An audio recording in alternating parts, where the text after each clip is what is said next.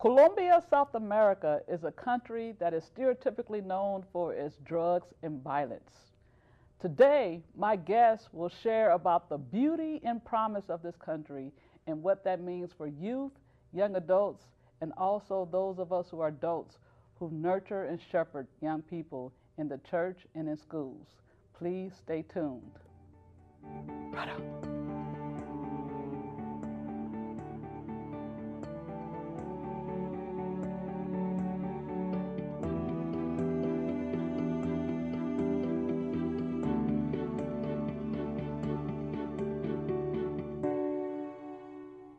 Welcome to the show. I'm Karen Crozier, and today I'm joined by Norris Lee, who is a graduate of Fresno Pacific University in kinesiology. Welcome to the show, Norris. Thank you, Karen.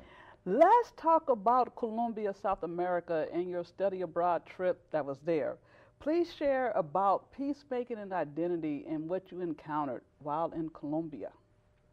What I encountered there was obviously a lot of conflict, and what I always felt was the heart of peace was really conflict. And for a lot of the guys that we were talking with and ministering with, was that's how they identified themselves, was conflict. And the only way that they knew how to deal, how to cope, how to figure out their way through life was through violence, through perpetuating the cycle that's going on there. And the reason I was able to tangibly see it, to touch it, was because I come from an area in Los Angeles, California, South Central, where the same type of environment is there. And so that connection in terms of how I was able to bring peace to them with my experiences, in terms of how they deal with their conflict, was something how we made our connection. Can you share more about the other aspects, because you're wearing a sports shirt today, Deportiva, and they were soccer players, football players, but they also saw that as a sign of peace, of a positive way of trying to give back to their country, because they knew that there was so much more. Share about that in your connection there and the work you did. That was probably what I had the deepest connection to them with. One, because I'm an athlete, graduating from Fresno Pacific. I ran collegiate track there for 2 years. I actually coach track there now. And so that was actually the thing I connected them with too, is sports. And for a lot of us who were coming from Los Angeles, California, living in the ghetto, sports was an outlet. It got us out of gangs. It got us away from violence. It got us away from the drugs, and that's how they used it as well. And they viewed, football as their peace, their ability to forget about what was going on back home. For a lot of the young men I was working with, it wasn't so much what was going on outside their home. A lot of times I had to deal with going inside their home. Families being broken up from, drug cartels, and from the simplest things of owing, 20,000 pesos, which is only 10 American dollars. And so it was very interesting watching them, how they use sports in terms of how I use sports to get away from violence. Mm-hmm.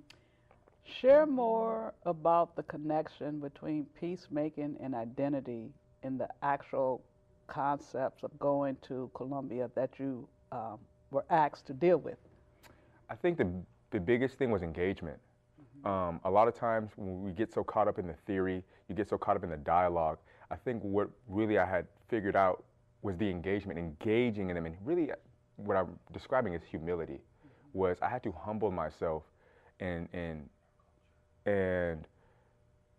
kind of refine my belief about how I viewed peace. Because even though it was, peace is kind of the same, I always thought kind of the same potato, they peeled it a little differently. And so I had to humble myself and see through their eyes, rather than come there as an American and say, this is what you're supposed to be doing, this is how you're supposed to deal with it. Listen to them and let them create the dialogue, and let me just be a servant to them. And so that's how I really figured out how I could bring peace without bringing conflict as the American coming into South America and teaching them my ways. It was more or less they're teaching me their ways, and then that's how we were able to cooperate. Can you elaborate on what you consider as some of the ways of the people in Colombia that reflects this beauty and promise? The compassion. Colombia is a very, very passionate place. That's one of the first things I realized.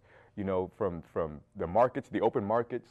You got people making rapas on the street. You got people dancing on the corners. There's a lot of love. There's a lot of passion. Even in the midst of all the violence and things that are going on there. And so, initially, that's the first thing I noticed.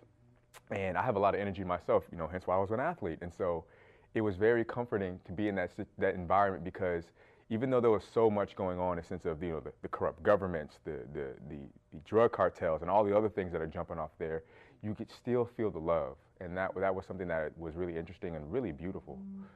Yes, you shared earlier concerning your connection to the young men in athletics, and you also had an opportunity to minister with them and share with them some of your skills in kinesiology and sports training.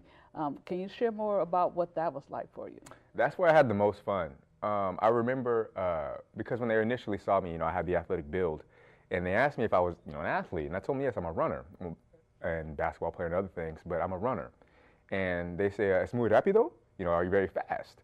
And I, yes, I'm very fast, and they wanted to see it, so I had a little film on my my iPhone that for me running, and I showed it to them, and it blew them out of the water. After that moment, they wanted me to start training them in speed, and actually got an opportunity to coach them for a couple of days with permission of their coach, working on mechanics and things like that. And that's what actually allowed me to really divulge into the ministry, because now there was a trust there.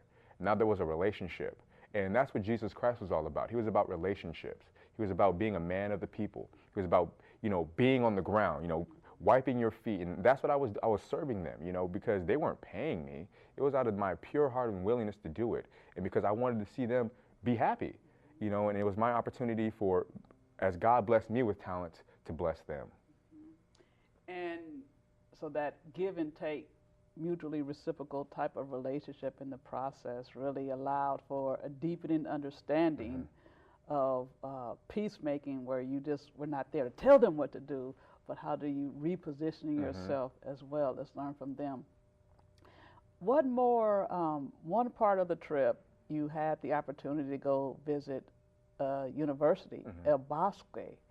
Please share about the significance of that particular experience on your study abroad in Colombia. That was definitely the most eye-opening,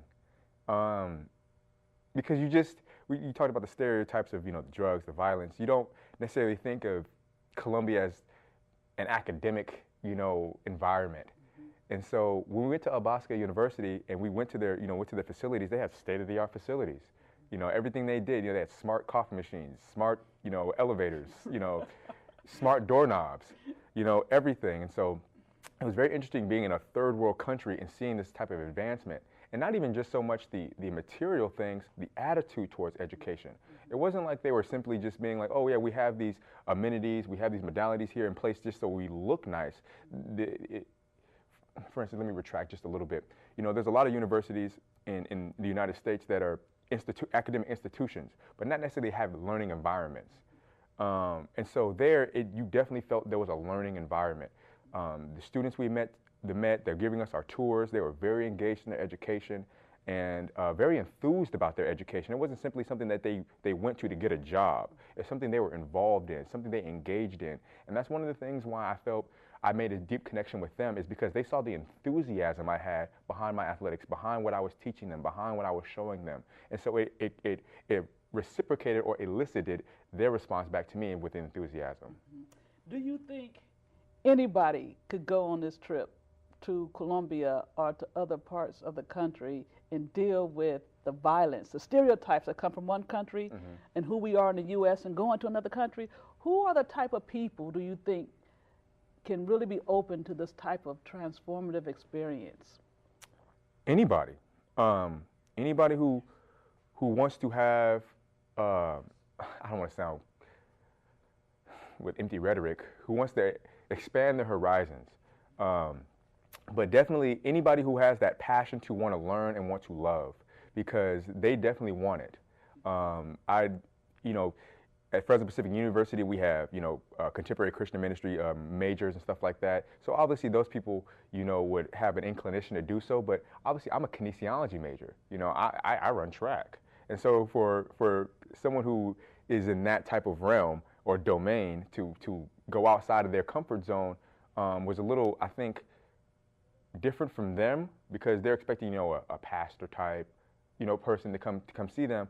And so it was definitely good for me, and I encourage other people who are art majors, biblical, obviously people, kinesiology, public health, biology, chemistry, math. Just because that's what you're studying in school, there are a lot of other things that you can learn in terms of the world and the world around you that can help, even accentuate the studies you're learning now. And what about people who are not in college or university? What kind of people do you think can still be open? So they're part of a church, a youth group, a young adult group. Do you see, and what do you see them as benefiting from if they're not in an area of study? I definitely would benefit because everyone is God's child.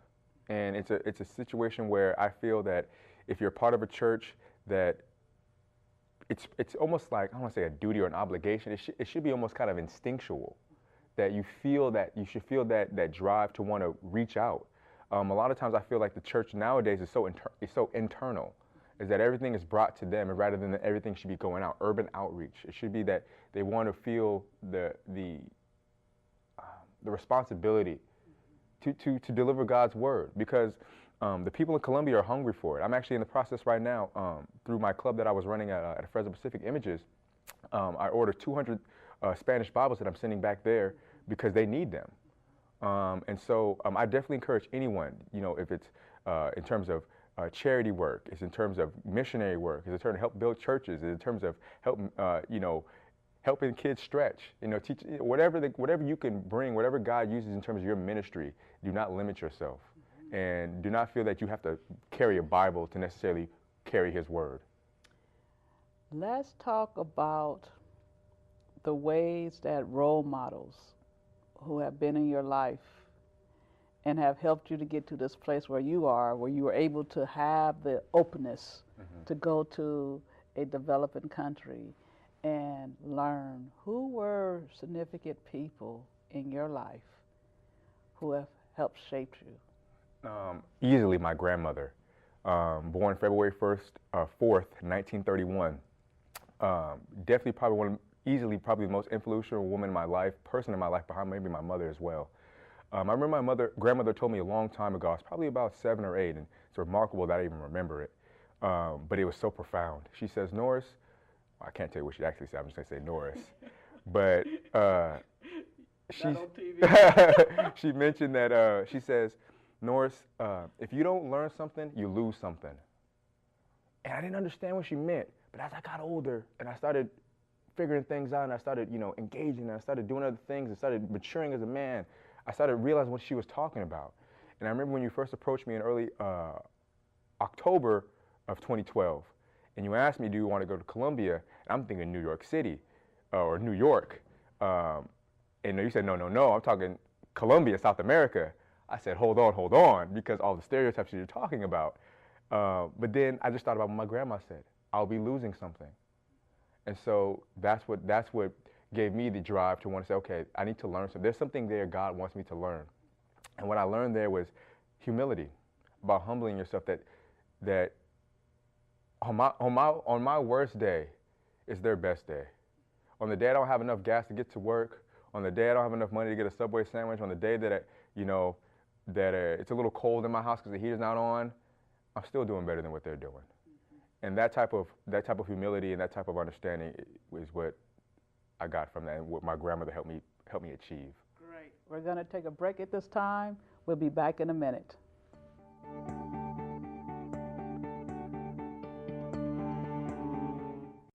For over 25 years, KNXT has been serving the people of the San Joaquin Valley with good family television that's just not available anywhere else. It's important for you, the viewer, to help support this valuable tool of ministry. KNXT needs to continue to grow and bring you important programming about your faith. But sometimes it's hard to stop and find the time. Make it easy. Go to knxt.tv and find out how easy it is to support your Catholic television station, KNXT TV.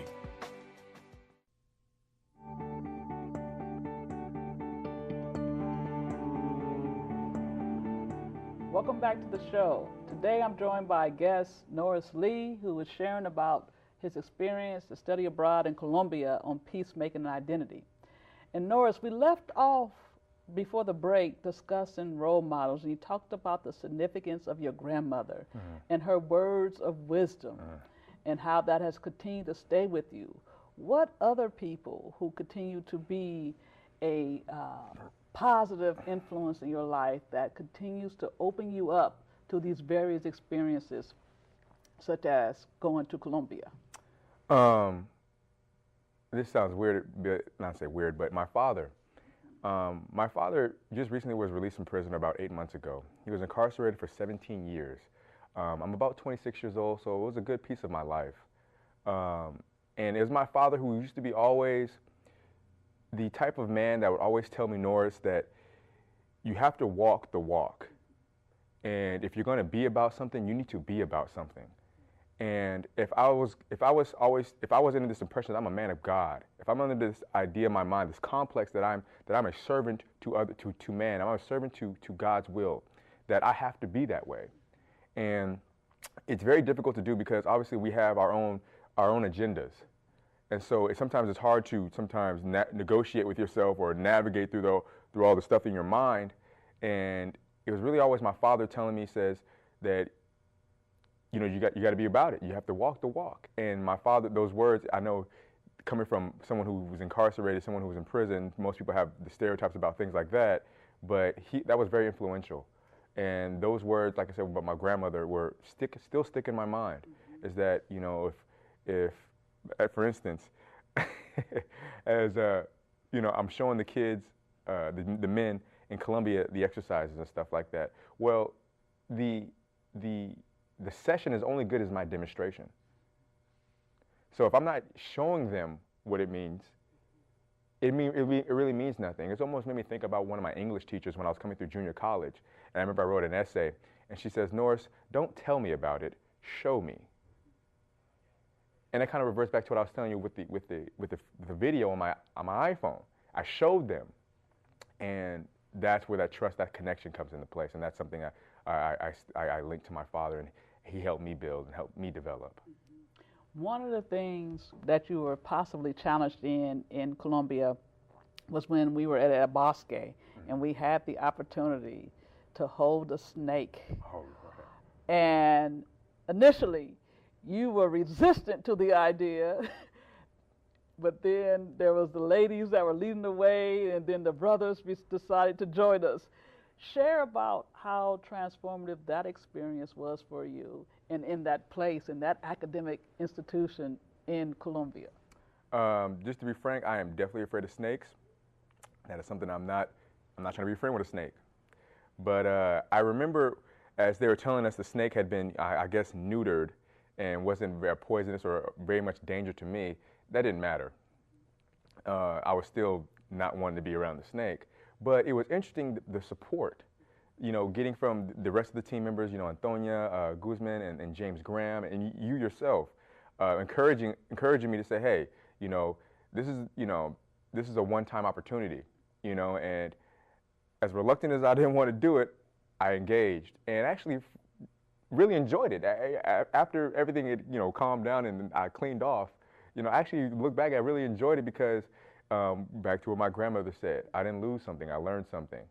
And it was really eye-opening that people you don't even know, you know, are willing to support you with the fear that you have. And that comes back to that concept of the compassion or the passion that Colombians have. They want to see people do well.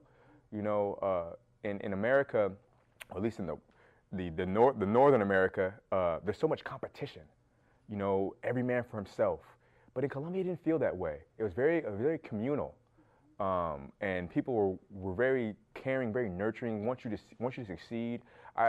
You know, if you ain't got enough food on your plate, they're throwing more food on your plate. You know, so it was one of those situations where it was very encouraging, very enlightening too.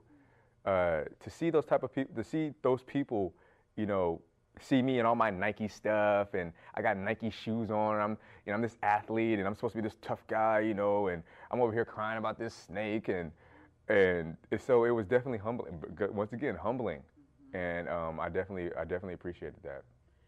So how can we as adults really lead in our various churches, as well as in our Christian higher ed institutions or in our community youth groups, to open up young people's opportunities to be ready to engage? What do you suggest that we do in our various institutional religious settings? You know, it's very interesting you brought that up, because I was talking to my mother the other day about this in terms of longevity versus impact. And in terms of how sometimes in the church, it's longevity, which gets you the responsibility and the power. How long have you been here? Rather than it should be looked at impact. Because you know, if you're 25 years old, there's not a lot of longevity compared to someone who's 50 years old. But maybe what that 25-year-old has to say is very impactful, or maybe potentially more impactful than what that 50-year-old is saying. And so that voice gets lost because there was no longevity, right? There's no rite of passage. You haven't paid your dues. And I feel like a lot of the religious institutions, the churches, whatever sect you're in, I feel that's a lot of the overwhelming environment, is that young people don't have anything to say. You have nothing to contribute to this table. You bring nothing to the table. You bring energy, and we're going to use your energy in terms of have you have her do our bidding because we don't have the energy to do it. Well, I feel that sometimes that's condescending, and that young people kind of resent that. And so you see this friction between the young movement, right, and the disconnect between the older generation, because now they need to pass the torch. But because they haven't empowered the young people, they don't want to hold the torch. They want to take their own direction now because there's no connection. You didn't allow them to connect to what you're trying to deal with in terms of like the oppression struggle, what we've been dealing with for the last, it depends on how you're looking at it, the last 40 years, the last 100 years, the last 400 years, however you want to look at it. But yeah, so I feel like that the religious institutions, the churches need to really empower the young people, give them real responsibility, because as I was working with some of the young men, they crave it. They want that responsibility. Some of them really want that. And for if you want another young person to grab onto another young person, you got to empower that first young person. And so that's how I kind of feel about in terms of that respect. So are you saying in what ways that we're not allowing the young people to have their own sense of voice or significance because we only looking at it within a box that you got to be a certain age? Yes, Am I yes, hearing you correctly? Yes. And so what are some other things that then we could be doing? Do we share leadership with the young people? Do we just become merely advisors? What are some ways that you think you could be instructive for us adults that are leading young people so that we can expose them to greater experiences such as this? I always think about what Jesus talks about in Matthew. Who asks who's the greatest in the kingdom, and who does he mention? Children. And so I think it's very important for people to remember that, is that you can learn a lot from a child. I know it seems kind of abnormal or atypical. I don't think so. Yeah, but some people do. Yeah. But I think you can learn a lot from a child because they have no inhibitions. The way they perceive the world is exactly how they see it. And so they don't have any predispositions, they don't have any assumptions, they don't have any barriers that stop them from behaving or acting or thinking the way they do. As we get older, we get caught in ruts. We think a certain way. I'm Republican, I'm Democrat, I'm Christian, I'm Catholic. And I'm not saying those things aren't good, but I'm saying that sometimes that thought process, you cage yourself. And I don't want to bring secularness or a secular mindset into a Christian or a religious conversation, but I think about Boys in the Hood, when Lawrence Fishburne is talking to his son about one of the greatest prisons we can never escape is in our mind. And sometimes we get caught up, I feel that adults get caught up in that, talk about children don't know what they're talking about. And so why does Jesus mention children being the greatest in the kingdom? And so I think it has to do with a conversation or maybe a recalibration of what it really means to be in the kingdom of God. It's not like, it's like a Knott's Berry Farm. You don't have to be this tall to ride the ride. There's no height requirement. Yeah, there's no height requirement. There should be no age requirement. There should be no color requirement. It should be gift requirement. It should be gift requirement. What has God gifted you with? Right. And that's what you bring to the table. Yes. There was one significant man in Colombia, Horacio Aleman, who you want to share more about your encounter with him and the significance of that for you. That was, I don't want to sound redundant, that was that was probably the most powerful experience I've ever had in my life. And I've been through a lot. You know, being raised in Los Angeles, California, you know, I've been through a lot. And so when I was working with Horacio, I remember one of the biggest things I learned from him was about commitment. It's not so much having faith, it's about commitment to the faith. Right? You could easily say, yes, I have faith, but are you committed to that faith? Are you committed to that obedience? Because sometimes people get caught up, or I always say young Christians, new believers get thinking that if they're obedient, that God is going to give you a little doggy treat. No, a lot of times obedience is subsequent to suffering. You have to suffer first, because that's what Jesus had to do, because he was obedient to God's will. And so I remember working with Horacio where we went to the Siloé, which is the Star, which is the roughest neighborhood in Colombia. And you can look it up if you're watching this television show. Colombia is categorically one of the worst places in the world. And we was chilling in one of the worst places in the worst place in the world. And I remember when we were going in there, we went to this top area, a kind of a park area, and we're giving church. I remember Horacio asked me to give my testimony. I was scared. I did not know what to say. But then I thought about, you know, the mission discourse in Matthew, when the disciples are talking to Jesus and they're saying, hey, you know, and I'm paraphrasing. 10 seconds. Oh, I'm sorry. That's okay. About going out and speaking his word and how they were afraid to do that. And God keeps saying, no, it's okay. Let me speak through you. Don't worry about what you have to say. And that's the approach I brought to giving my testimony in the Siloé. Great. Well, thank you, Norris, for being on the show today.